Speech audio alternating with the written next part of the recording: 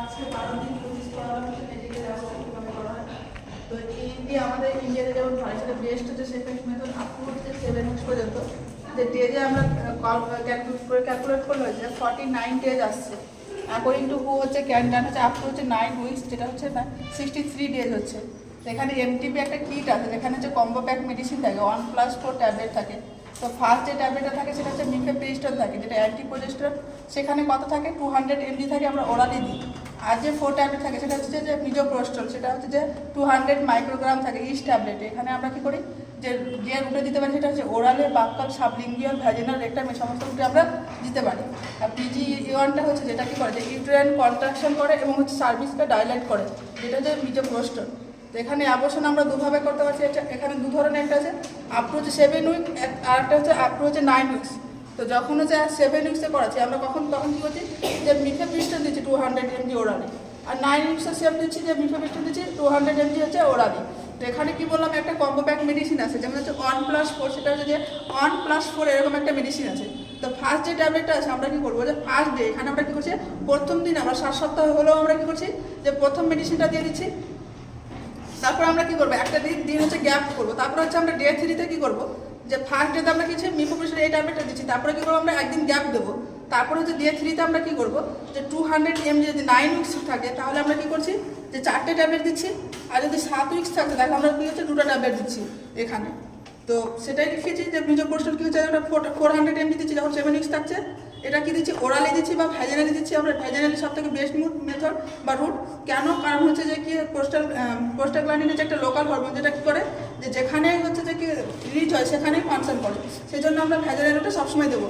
এখানে যে আমরা কী করবো 7 উইক্সে 2 ট্যাবলেট দেবো, যেটা হচ্ছে যদি আমরা ক্যালকুলেট করি সেটা কত আসছে 400 মাইক্রোগ্রাম আসছে। কিন্তু যখন 9 উইক্সে দিচ্ছি তখন আমরা কত দিচ্ছি যে 4 ট্যাবলেটই আমরা দিচ্ছি। এখানে কত দিচ্ছি আমরা 800 মাইক্রোগ্রাম ট্যাবলেট দিচ্ছি। এখানে সাপোজিটরি রুট দিচ্ছি সেম, যেটা বললাম যে ভ্যাজিনালি বা রেক্টামে আমরা দিতে পারি। দেন হচ্ছে আমরা যখন এই মেডিসিনটা দেবো তারপরে আমরা পেশেন্টকে অবশ্যই কী করবো যে পেশেন্টকে হসপিটালে সেটিংয়ে রাখতে হবে। এখানে কেন রাখবো? কারণ হচ্ছে অ্যাডমিনিস্ট্রেশন ব্লিডিং শুরু হবে, যে এই মেডিসিনটা দেওয়ার পরে 4 ঘন্টার মধ্যে কী হবে পেশেন্টের যে ব্লিডিং শুরু হবে। এখানে যেটা এই মেডিসিনে যে আমরা দেখতে পেয়েছি সেটা হচ্ছে 95% কেসে কী হয় যে কমপ্লিট অ্যাবর্শন হয়। 2 to 3% ক্ষেত্রে গিয়ে ইনকমপ্লিট অ্যাবর্শন দেখা যায়, আর 1 to 2% কেসের ক্ষেত্রে ডিড নট কোনো রেসপন্সই দেখা যায় না।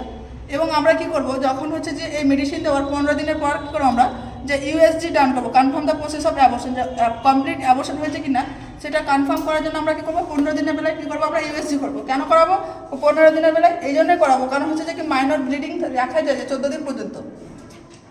এবং এটা হচ্ছে যে কন্ট্রাইন্ডিকেশন, কখন আমরা যে এমটিপিটা কন্ট্রাইন্ডিকেশন রাখবো যখন হচ্ছে যে একটোপিক প্রেগনেন্সিটা কি যে ইউটেরাসে ইমপ্ল্যান্ট না করে যখন ফ্যালিপিএনটি বা আদার্স কোনো জায়গায় যদি ইমপ্ল্যান্ট করে তাকে আমরা একটোপিক প্রেগনেন্সি বলছি সেক্ষেত্রে। বা প্রলং ইউজ অফ কর্টিকোস্টেরয়েড, আমরা যদি কোনো corticosteroid groups of drug use করি তাহলে সেটা যে ইমিউনোসাপ্রেশন ড্রাগ দীর্ঘদিন ধরে ইউজ করে সেক্ষেত্রে আমরা কন্ট্রাইন্ডিকেশন রাখবো। বা ক্রনিক রেনাল ফেলিওর, পেশেন্টের যদি কোনো হচ্ছে যে কিডনি প্রবলেম থাকে, লিভার ডিজিজ থাকে বা কার্ডিয়াক ডিজিজ থাকে বা হিস্ট্রি অপটিক থাকে যে প্রোস্টাগ্ল্যান্ডিন অ্যালার্জি রয়েছে, সেক্ষেত্রে আমরা কী করবো পেশেন্টের ক্ষেত্রে আমরা কন্ট্রাইন্ডিকেশন রাখবো। আরেকটা জিনিস করা হয় যেটা সাকশন ইভাকুয়েশন করা হয়, যে ফার্স্ট ট্রাইমেস্টার হচ্ছে সব থেকে বেস্ট মেথড, যেটা কি করা হয় যে সুইটেবল মেথড, এটা অ্যাবর্শন, যেখানে কি 7 থেকে 12 সপ্তাহে করা হয় যে জেস্টেশনাল এজে। এবং হচ্ছে একটা মেনস্ট্রুয়েশন রেগুলেশন করা হয় যেখানে অ্যাসপিরেট করা হয় যে এন্ডোমেট্রিয়ামে, যা 242 হচ্ছে যে কি যখন 14 দিনের মিস পিরিয়ড থাকে তখন কী করা হয় ডাইলেশন আর সার্ভিংস করা হয়। এটা হচ্ছে এগুলো সব সিস্টেমগুলো গেল যেগুলো যে ফার্স্ট ট্রাইমেস্টার অ্যাবর্শনের ক্ষেত্রে গেল।